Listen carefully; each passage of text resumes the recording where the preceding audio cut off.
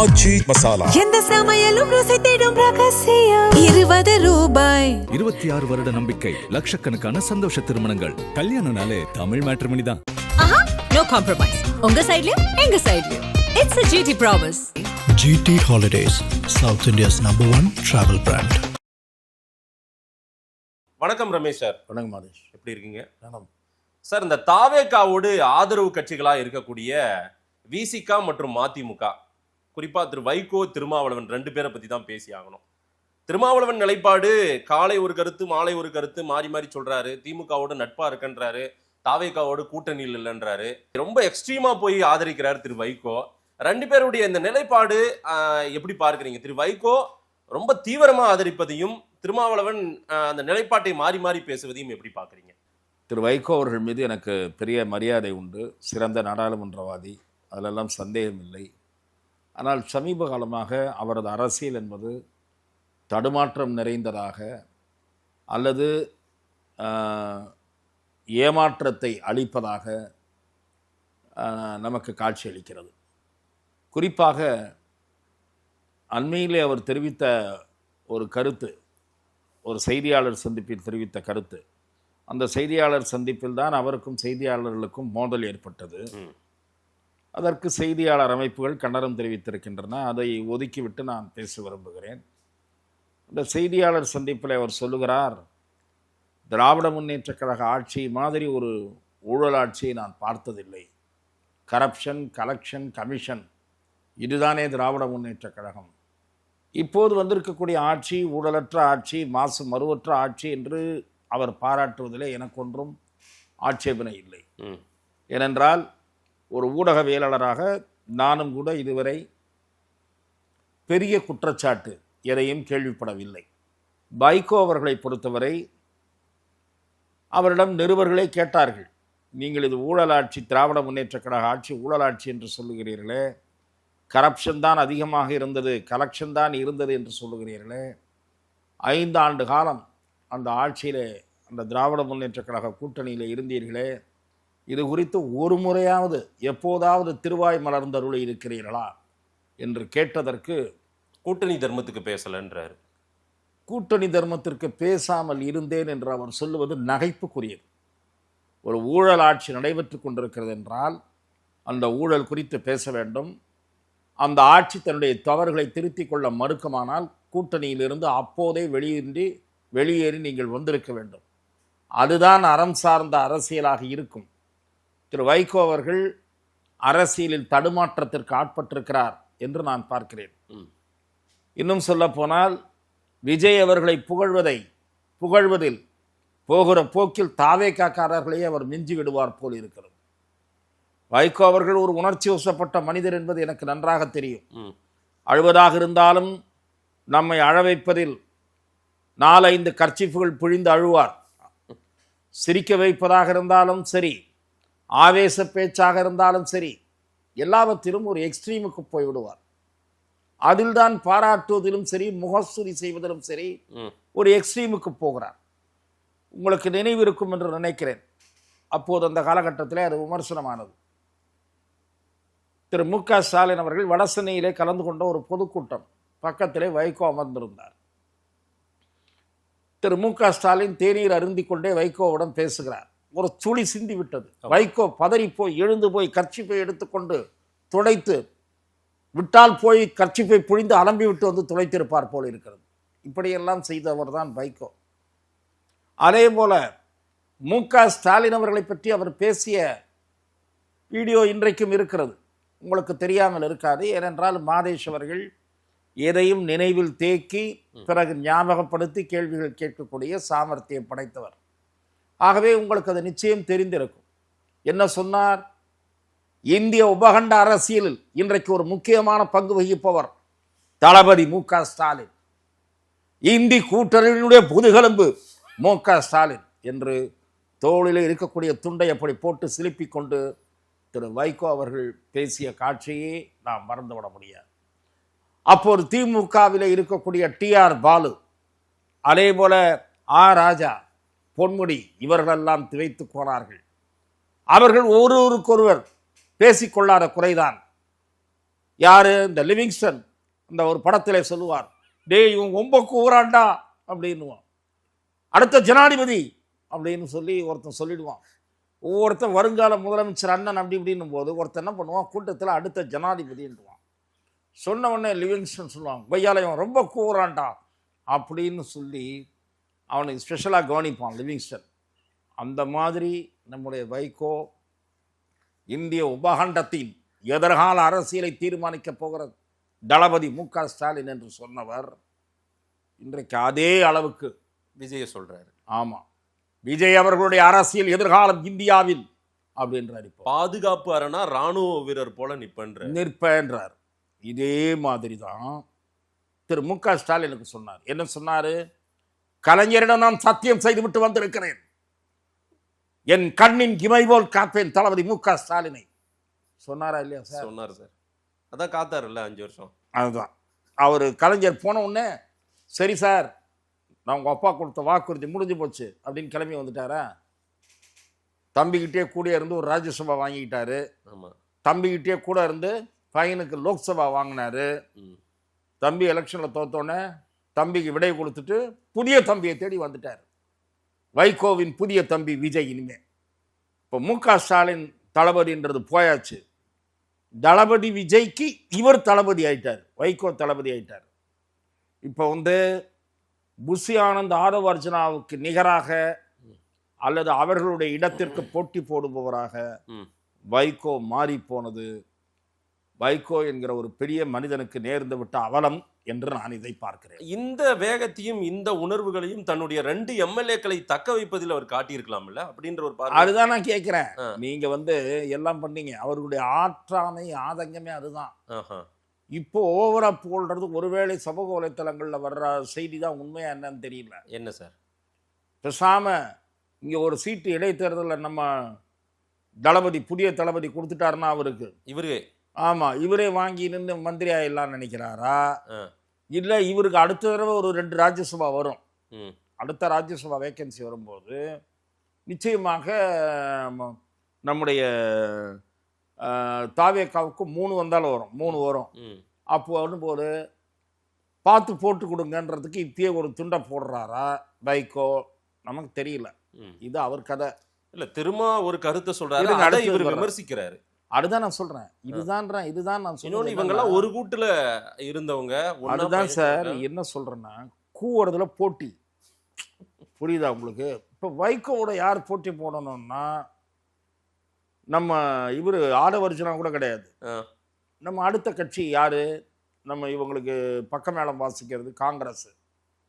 அதுல பாத்தீங்கன்னா முன்ன கலைஞருக்கு வாசிச்சுட்டு இருந்த பீட்டர் இப்ப நாரஸ்வரத்தை எடுத்துட்டாரு விஜய்க்கு வாசிக்கிறதுக்கு.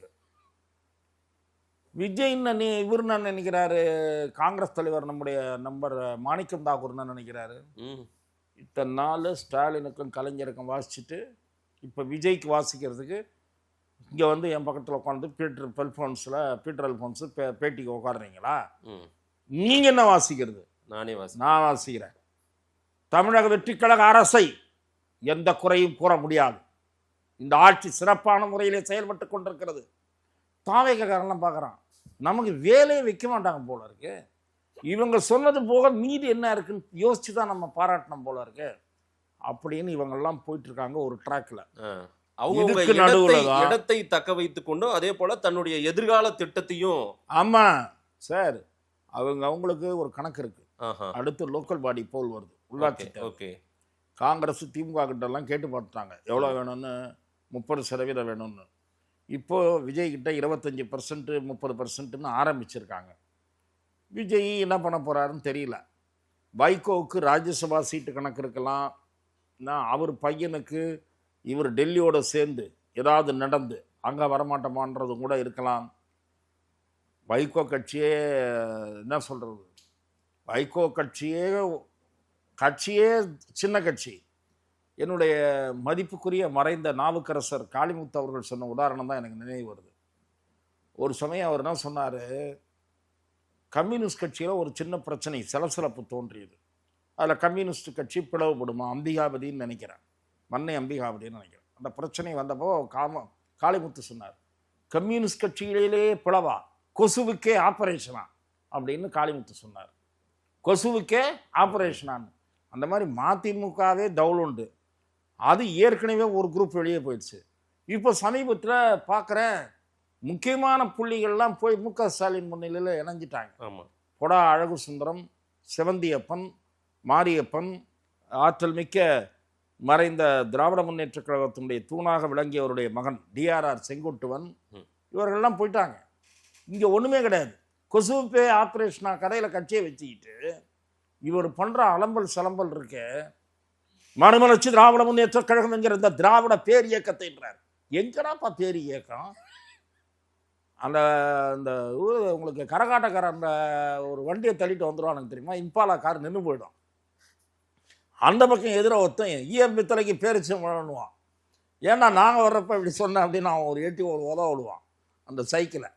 அந்த கடையில் நீங்கள் வந்து கட்சியை வச்சுக்கிட்டு உனக்கு நல்ல சிரிப்பாக இருக்குது என்ன, அது வேற விஷயம்.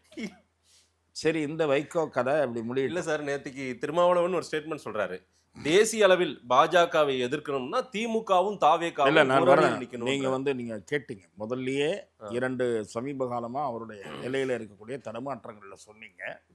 வெவ்வேறு பேச்சுக்கள் பேசியிருக்காரு. தாவேகா அமைச்சரவையில் இருக்கும், ஆனா கூட்டணியில இல்லை, நட்பு சக்தியா இருக்கும், திமுகவோடையும் இருக்கும்ன்ற மாதிரி சொல்றாரு. ஆமா, நிச்சயமாக திருமாவளவனுடைய பேச்சு குழப்பத்திற்கு வித்திடுகிறது. அவருடைய அந்த கருத்தை நான் ஏற்கவில்லை. எதுக்கு அது டபுள் ஒரு அமைச்சரவையில் இடம்பெற்று விட்ட ஒரு கட்சி நாங்கள் அந்த கூட்டணியில் இல்லை, இன்னொரு கூட்டணியில் இருக்கிறோம் என்று சொல்லுவது சுத்த முரண்பாடான நிலை. திராவிட முன்னேற்ற கழகம் இந்த அரசு குதிரை பேரத்தின் அடிப்படையில் இயங்கிக் கொண்டிருக்கிற அரசு என்று நேரடியாக குற்றம் சாட்டுகிறது. மேதக ஆளுநரிடம் சென்று புகார் அளித்திருக்கிறது. சிபிஐ விசாரணை கோரியிருக்கிறது. இத்தகைய குற்றச்சாட்டுக்கு ஆட்பட்டிருக்கக்கூடிய ஒரு அரசாங்கத்தில் உங்களுடைய கட்சி அங்கம் வகிக்கிறது. ஆனால் குற்றச்சாட்டை எந்த கட்சி சுமத்தியதோ அந்த கட்சியோடு கூட்டணி அல்லது நட்பு தொடருகிறது என்று சொல்லுவது நிச்சயமாக தோழர் திருமாவளவன் புரிந்து கொள்ள வேண்டும். இது நகைப்புக்குரிய கருத்தாகத்தான் பார்க்கப்படும், முரண்பாடான கருத்தாகத்தான் பார்க்கப்படும். அதை நிச்சயமாக விவரம் தெரிந்த அரசியல் பார்க்கக்கூடிய கூர்த்த மதிப்படைத்த எவரும் ஏற்றுக்கொள்ள மாட்டார். சார், தேசிய அளவில் அவர் பிஜேபி சொல்றேன்னா அந்த கருத்துக்கும் வருகிறார். அவர் அந்த நிலைப்பாட்டில் வராரு போல, டெல்லி லெவல்ல பாக்குறாரு போல. தமிழ்நாடு அரசியல்வாதிகளுக்கும் பத்திரிகையாளர் ஊடகவியலாளருக்கும் புரியாது நான் என் கணக்கு, உங்களுக்கு நான் சொல்றது நீங்க உள்வாங்க மாட்டீங்க, நீங்க இதுதான் உண்மைன்றார் அவர். தேசிய அளவில் பாரதிய ஜனதா கட்சி மிக வலிமை வாய்ந்த ஒரு சக்தி. பாரதிய ஜனதா கட்சி பல்வேறு மாநிலங்களில் ஆட்சி செய்கிற கட்சி. 3வது முறையாக பாரத பிரதமராக திரு நரேந்திர மோடி அவர்கள் வந்திருக்கிறார். 4வது முறையாகவும் அவர்தான் வருவார் என்று பாரதிய ஜனதா கட்சி உரத்த குரலில் சொல்லிக் கொண்டிருக்கிறது. பாரதிய ஜனதா கட்சி எதிர்க்கிற கட்சிகள் இன்றைக்கு பலவீனம் அடைந்து வருகின்றன என்கிற அகில இந்திய அரசியல் சூழலை திருமாவளவன் புரிந்து வைத்திருப்பதைப் போலவே ஊடகவியலாளர்களும் நன்கு தெரிந்து வைத்திருக்கிறார்கள். ஆனால் பாரதிய ஜனதா கட்சி தேசிய அளவில் பல்வேறு மாநிலங்களில் வலிமையடைந்து வருகிற அதே நிலையில் அதே நேரத்தில் தமிழகத்தில் பாரதிய ஜனதா கட்சி வளர்ச்சி காணவில்லை, சரிவை சந்தித்திருக்கிறது என்பதும் மறுக்க முடியாத ஒரு உண்மை. தமிழகத்தில் பாரதிய ஜனதா கட்சி வலிமை கண்டு வருகிற நேரத்தில் அதன் போக்கில் ஒரு மாற்றம் ஏற்பட்டு விட்டது. அது குறித்து நாம் நிறைய பேசியிருக்கிறோம். தமிழகத்தில் இன்றைக்கு பாரதிய ஜனதா கஷ்டப்பட்டு நீங்கள் கூட்டணியை கட்டமைத்தாலும் அந்த கூட்டணி நாடாளுமன்ற தேர்தலில் வெற்றி பெறுமா என்றால் வெற்றி பெறுவது கடினம். அந்த கூட்டணி இருக்கிற வாக்கு வங்கி அதிகரித்துக் கொள்வதற்கு முயற்சியில் ஈடுபடலாமே தவிர வெற்றி என்பதை ருசிப்பது மிக கடினம். திராவிட முன்னேற்ற கழக தலைமையில் இன்றைக்கு எந்தெந்த கட்சிகளெல்லாம் தாவேகாவுடன் இருக்கின்றனவோ அந்த கட்சிகளெல்லாம் திராவிட முன்னேற்ற கழக அணியில் இருந்து 2024 நாடாளுமன்ற தேர்தலை சந்தித்த போது மிகப்பெரிய வெற்றியை அடைந்திருக்கின்றன. அந்த வெற்றிக்கு பிறகு தமிழக அரசியலில் ஏற்பட்டிருக்கக்கூடிய மாற்றம் என்ன என்று கேட்டால், தாவேகா என்கிற கட்சி அரசியல் ரீதியாக வலிமை பெற்று இன்றைக்கு ஆளுங்கட்சியாக வந்து அமர்ந்திருக்கிறது. ஆளுங்கட்சியாக வந்து அமர்ந்திருக்கிற தாவேகா பெற்ற ஓட்டு சதவிகிதம் 35%. ஆக தாவேகாவுடன் காங்கிரஸ், விசிகா, 2 கம்யூனிஸ்டுகள், இந்த கட்சிகளெல்லாம் இருக்கக்கூடிய நிலையில் திராவிட முன்னேற்ற கழகத்தினுடைய பங்களிப்பு என்பது தேவையாக இருக்காது. குறிப்பாக தமிழக வெற்றி கழகத்தினுடைய தலைவர் விஜய் மிக நிச்சயமாக திமுகவுடன் எந்த வகையிலுமான உறவை ஏற்றுக்கொள்ள மாட்டார். ஆனா ஏன் இந்த பாசாங்கு திருமாவுக்கு மட்டும்? பாசாங்கி என்ற வார்த்தை உங்களுடைய வார்த்தை, நான் பாசாங்கி என்று சொல்லவில்லை. திருமாவளவன் யதார்த்த நிலையை புரிந்து கொள்ளாமல் ஏதோ ஒரு காரணத்திற்காக இந்த அரசியலை கையில் எடுக்கிறார் என்று நான் பார்க்கிறேன். அது என்ன காரணமாக வேண்டுமானாலும் இருக்கலாம். தாவேகா மீது நிர்பந்தம் செலுத்தி, அழுத்தம் செலுத்தி, விசிகாவுடைய ஆதரவை தொடர்ந்து உறுதிப்படுத்திக் கொள்ள வேண்டும் என்ற சிந்தனையை தாவேகாவுக்கு ஏற்படுத்துவதாக கூட அவரது நோக்கம் இருக்கலாம். ஏன் தாவேகா வேற ரூட் எடுக்கிறாங்களா? இல்ல, தாவேகா வேற ரூட் எடுக்கிறாங்களான்னு நீங்க வந்து நான் கேட்டீங்கன்னா பாமக நெருக்கமாயிட்டு இருக்கே ஒரு வேளை. அதுதான் நான் சொல்றேன். இருங்க, தாவேகாவை பொறுத்தவரை இப்போது இருக்கக்கூடிய ஆதரவளிக்கக்கூடிய கட்சிகளில் எந்த ஒரு கட்சியினுடைய ஆதரவு விலக்கி கொள்ளப்பட்டாலும் தன்னுடைய அரசுக்கு ஆபத்து வரக்கூடாது என்பதில் மிக குறியாக இருக்கிறது. அந்த விஷயத்தில் மட்டும் விஜய் சரியான புரிதலோடு இருக்கிறார் என்று நான் பார்க்கிறேன். ஓகே, விஜய் மற்ற விஷயங்களில் எவ்வளவு தூரம் அரசியல் புரிதல் இருக்கிறது, விஜய்க்கு மற்ற விஷயங்களில் எவ்வளவு தூரம் தீட்சண்யமான பார்வை இருக்கிறது, கருத்து இருக்கிறது என்பது நமக்கு தெரியாமல் இருக்கிறது. ஏனென்றால் அவர் வாய் திறந்து பேசுவதே அரிதாக இருக்கிறது. ஆனால் விஜய்க்கு ஆட்சியை காப்பாற்றிக் கொள்ள வேண்டும் என்ற சிந்தனை மிக ஆழமாக இருக்கிறது, நுட்பமாக இருக்கிறது, அல்லது அவருடைய ஆலோசகர்களுக்கு இருக்கிறது. ஆகவேதான் காலி இடங்கள் உருவாக்கப்பட்டன. இன்றைக்கு எப்படி அந்த காலி இடங்கள் எப்படி உருவாயின? அதிமுகவில் இருந்து சாரசாரையாக வெளியே வருகிறார்கள். வருகிறவர்கள் எப்படிப்பட்ட நபர்களாக இருந்தாலும் பரவாயில்லை, சேர்த்து கொண்டு அவர்களுடைய சட்டமன்ற தொகுதியில் தாவேகா வெற்றி பெற வேண்டும். இது ஒற்றை இலக்கத்தோடு தாவேகா நகர்ந்து கொண்டிருக்கிறது. அப்படி நகர்வதற்கு பின்னணியிலே நீங்கள் கூறுகிற காரணம் வருகிறது. உள்ளே இருக்கிற கட்சி எது வெளியே போனாலும் ஆட்சி பத்திரமாக இருக்கும் என்று தாவேகா விரும்புகிறது. நீங்கள் பாமகவை பற்றி கேட்டீர்கள். பாமகவினுடைய சட்டமன்ற உறுப்பினர்கள் 4 பேர் இருக்கிறார்கள். பாமக வட தமிழகத்திலே ஒரு வலிமையான சக்தி. வட தமிழகத்தில் மட்டுமல்லாமல் தமிழகம் தழுவிய அளவில் தலித் சமூகத்தின் மத்தியில் பிரபலமான தலைவர் திருமாவளவன் அவர்கள். நீங்கள் நன்றாக கவனிக்க வேண்டும். பாமக சமூக நீதி கொள்கையோடு சாதிவாரி இடஒதுக்கீட்டு கோரிக்கையை முன்னெடுத்துக் கொண்டு திரு விஜய் அவர்களை டாக்டர் அன்புமணி அவர்களும் சௌமியா அன்புமணி அவர்களும் சந்திக்கிறார்கள். அந்த கோரிக்கையை பரிசீலிப்பதாகவோ குழு அமைப்பதாகவோ இது குறித்து கவனிக்கிறேன் என்று திரு விஜய் அவர்கள் ஒரு வாக்குறுதி அளிக்கிறார். அந்த வாக்குறுதியை தனது வெற்றி என்று டாக்டர் அன்புமணி கொண்டாடுகிறார். ஆகவே சாதிவாரி இடஒதுக்கீட்டு கோரிக்கையை முன்னெடுத்துக் கொண்டு திரு விஜய் அவர்களை டாக்டர் அன்புமணி அவர்களும் சௌமியா அன்புமணி அவர்களும் சந்திக்கிறார்கள்.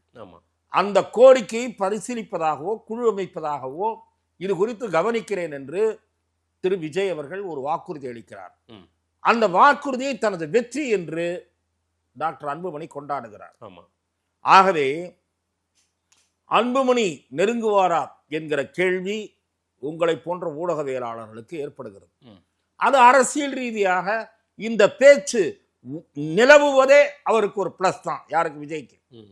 இது அவர்களுக்கு ஏதோ ஒரு அதை ஒரு சைனா எடுத்துக்கலாம். தன்னுடைய இடத்தை உறுதிப்படுத்திக் கொள்ள இந்த மாதிரி பேசுறாரு. அதுதான் நான் சொல்றேன். ஆனால் நீங்கள் அன்புமணியை வைத்து நீங்க சேருவாங்களான்றது ஹைப்போதெட்டிக்கல். யாரு? விஜய் பக்கம் ஹைப்போதெட்டிக்கல். அன்புமணி சேருவதால் ஏற்படுகிற பலம் கூடுதலாக இருக்குமா, அதன் காரணமாக வெளியேறினால் அதனால் ஏற்படுகிற இழப்பு அதிகமாக இருக்குமா, ஓட்டு இழப்பு என்பதை கணக்கிட்டுதான் தாவேகா முடிவெடுக்க வேண்டியிருக்கும்.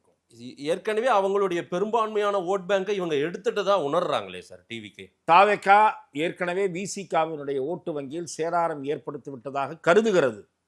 ஆனால் நீங்கள் நீங்க 7 அமைச்சர்களை கொடுத்தோன்ற பெருமைப்படுறீங்கல்ல. 6 அமைச்சர்கள் உங்கள் கட்சியை சேர்ந்தவர்கள். அதுவே ஒரு பெருமைக்குரிய விஷயம்தான்.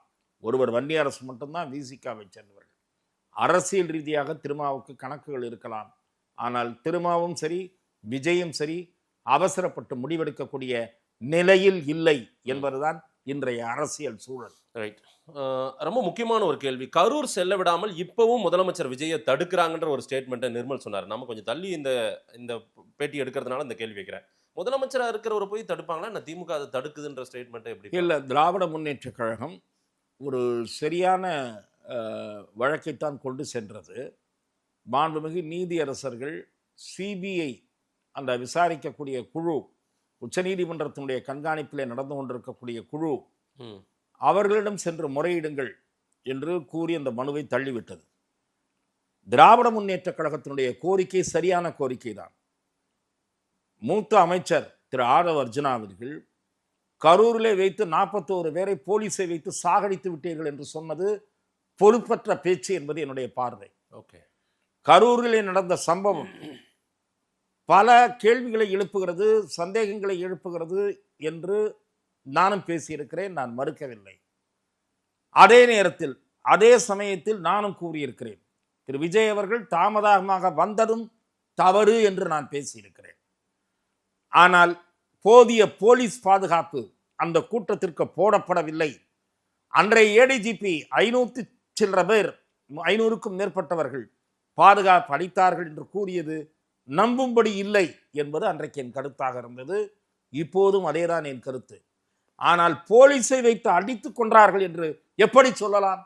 ஒரு மூத்த அமைச்சர், சிபிஐ விசாரணை நீங்கள் தான் கேட்டீர்கள், நீங்கள் கேட்ட அடிப்படையில் தான் சிபிஐ விசாரணை அமைக்கப்பட்டது. அந்த விசாரணை குழுவின் வரம்புக்குள் இருக்கக்கூடிய விஷயத்தை ஒரு அமைச்சர் பொதுவெளியில பேசுவது எப்படி பொறுப்பாக முடியும்?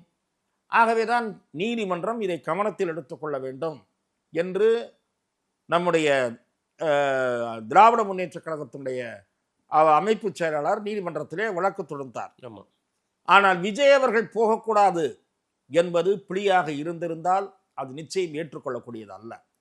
முதலமைச்சர் பாதிக்கப்பட்ட குடும்பத்தினரை ஏற்கனவே சந்தித்திருந்தாலும் மேலும் சில உதவிகள் அவர்களுக்கு தேவைப்படுவதை கேட்டு அறிந்து செய்வதற்கு அவருக்கு எல்லா உரிமையும் இருக்கிறது. அதே போல அந்த பகுதியிலே போய் அரசு நிகழ்ச்சியிலோ கட்சி நிகழ்ச்சியிலோ கலந்து கொள்வதற்கு முதலமைச்சருக்கு எல்லா வகையிலும் உரிமை இருக்கிறது. திராவிட முன்னேற்ற கழகம் அதை தடுக்க வேண்டும் என்று அந்த மனுவில் பிழை இல்லை என்று திமுக தரப்பிலே கூறுகிறார்கள். அது அந்த மனுவில் இடம்பெற்று இருக்குமானால் அது நியாயமற்ற கோரிக்கை. அதே சமயத்தில் அந்த பாதிக்கப்பட்ட 41 குடும்பத்தினருக்கும் அரசு வேலை தருவது சம்பந்தமாக இன்றைக்கு சில எதிர்ப்புகள் கிளம்பி இருக்கின்றன. உங்கள் கட்சி கூட்டத்திற்கு வந்து உயிரிழந்தவர்கள் குடும்பத்திற்கு எப்படி நீங்கள் அரசு வேலை தர முடியும்? உங்கள் கட்சியின் சார்பில் நிதி கொடுங்கள், உங்கள் கட்சியின் சார்பில் என்ன உதவி வேண்டுமானாலும் செய்யுங்கள். விஜய் சொந்த முறையில் என்ன வேண்டுமானாலும் செய்யட்டும். அரசு வேலை என்பது நீங்கள் ஒரு பெரிய பேரிடர் ஏற்படுகிறது, வெள்ளம் ஏற்படுகிறது, நிலச்சரிவு ஏற்படுகிறது, குடிசை வாழ் மக்கள் இறந்து போகிறார்கள் என்று சொன்னால் அப்போது அரசு கருணை அடிப்படையில் பரிசீலிக்கும். இம்மாதிரியான நிகழ்வுகளுக்கெல்லாம் நீங்கள் பரிசீலிக்க தொடங்கினால் அதற்கு முடிவே இல்லாமல் போய்விடும் என்று சில எதிர்ப்புகள் சமூக வலைத்தளங்களில் உருவாகி இருக்கின்றன. அந்த எதிர்ப்புகளில் நியாயம் இருப்பதாகவே நான் கருதுகிறேன். ஏன் ஆதரவு கட்சிகளாக திருமாவளவன் எதிர்த்திருக்காரு, இந்திய கம்யூனிஸ்ட் கூட அவங்க எதிர்ப்பு தெரிவிச்சிருக்காங்க. திரு சுப்ராயன் அமைச்சர் எம்பி சுப்ராயன் எதிர்ப்பு தெரிவிச்சிருக்காங்க. அவங்களாம் ஓப்பனாகவே சொல்லிட்டாங்க. ஆனால் 32 பேருக்கு பணி ஆணை கொடுக்க போறதா சொல்றாங்க. நாளைக்கு தமிழ்நாடு முதலமைச்சர் நாளைக்கு கரூர்ல அதை செய்வாரு அப்படின்ற ஒரு செய்தியும் வருது. இதை எப்படி கரூர் இடைத்தேர்தலுக்கு பயன்படுத்திக் கொள்வதற்காக இருக்கலாம். சீமான் அந்த குற்றச்சாட்டு தான் வைக்கிறாரு. நிச்சயமாக அவர் கரூர் செல்லுவதும் சரி, விஜயபாஸ்கர் ஆதரவாளர்களை இணைத்துக் கொள்வதும் சரி, அரசு நலத்திட்ட உதவி வழங்குவதும் சரி, இதெல்லாம் கரூர் இடைத்தேர்தலை கணக்கில் வைத்துதான். அரசியலும் ஒரு நோக்கம் அதுல இருக்கு. எந்த கரூருக்கு நீங்கள் வர முடியாது என்று நினைத்தீர்களோ அதே கரூருக்கு வந்து காட்டுகிறேன் என்பதும் அதிலே ஒரு மெசேஜ். இந்த காரியங்கள் எல்லாம் இடைத்தேர்தலுக்காகவும் ஒரு மெசேஜ். ரைட். இவங்க முழுமையாவே தாவேக்காவோடவே பயணம் பண்ணுவாங்களா, இல்ல இடைத்தேர்தலுக்கு பிறகாக ஏதேனும் சேஞ்சஸ் இருக்குமா? இல்ல, அவ்வப்போது இடதுசாரிகள் இந்த அரசோடு மாறுபடுகிற விஷயங்களை சொல்லிக் கொண்டிருக்கிறார்கள். விசிகாவும் சொல்லுகிறது. அவர்கள் இன்னும் அதை வலிமையாக சொல்ல வேண்டும். வைகோ ஜால்ரா அடிக்கக்கூடிய கட்சியாக மாறிவிட்டார். குதிரை பேரமெல்லாம் கிடையாது என்று சான்றிதழ் கொடுக்கிறார். ஊழல்வாதிகளை சேர்த்துக் கொள்வது அந்த கட்சியின் உரிமை என்கிறார். ஆகவே வைகோ போல் இல்லாமல் கொஞ்சமாவது முன் யோசனையோடு அல்லது ஆழ்ந்து சிந்தித்து சில நியாயமான விமர்சனங்களையாவது விசிக இடதுசாரிகள் வெளிப்படுத்துவது தொடர வேண்டும் என்று நான் எதிர்பார்க்கிறேன். அதே போல கார்த்தி சிதம்பரம் போன்றவர்கள் சில நேரங்களில் நியாயமான கருத்துக்களை அவ்வப்போது சொல்லிக் கொண்டிருக்கிறார்கள். இப்படிப்பட்ட இடித்துரைக்கும் கருத்துக்கள் இருந்தால்தான் ஒரு அரசு கொஞ்சமாவது சில தவறுகளை செய்வதற்கு முன் யோசிக்கும். இடிப்பாறை இல்லா ஏமரா மன்னன் என்கிற குரலை நான் நினைவுபடுத்த விரும்புகிறேன். ஆகவே இந்த அரசு சரியான திசையில் பயணிப்பதற்கு தோழமை கட்சிகள் தோழமை உணர்வோடு சுட்டிக்காட்ட வேண்டிய நேரத்தில் தோழமை உணர்வோடும் அரசின் தவறு வரம்பு கடந்து போகும்போது காட்டமாகவும் விமர்சிக்க வேண்டிய பொறுப்பும் கடமையும் இந்த கட்சிகளுக்கு இருக்கிறது என்பது என் பார்வை. போன ஆட்சியில தான் விட்டுட்டாரு, கூட்டணி தர்மம் கேட்காம விட்டாரு. இந்த ஆட்சியும் கேட்க மாட்டாரு போல தெரியுது திரு வைகோ. வைகோ நான் தான் சொல்லிட்டேனே சார், அதாவது நீங்க என்னிடமிருந்து இன்னும் கடுமையாக எதிர்பார்க்கிறீர்கள். அதாவது விஜய் அவர்களுடைய நற்பணி இயக்கம் என்பது தமிழக வெற்றி கழகமாக மாற்றப்பட்டு விட்டது, அது கட்சியாக மாறிவிட்டது. விஜய் நற்பணி இயக்கத்தினுடைய பழைய இயக்கத்தினுடைய புதிய தலைமை நிர்வாகியாக வைகோ மாறக்கூடாது என்பது எனக்கு அவருடைய வேண்டுகோள். நிறைய விஷயங்கள் சார் மக்கள்கிட்ட கொடுக்குறோம். நேரில் நேரம் கொடுத்து பேசியமைக்கு நன்றி. வாய்ப்புக்கு நன்றி.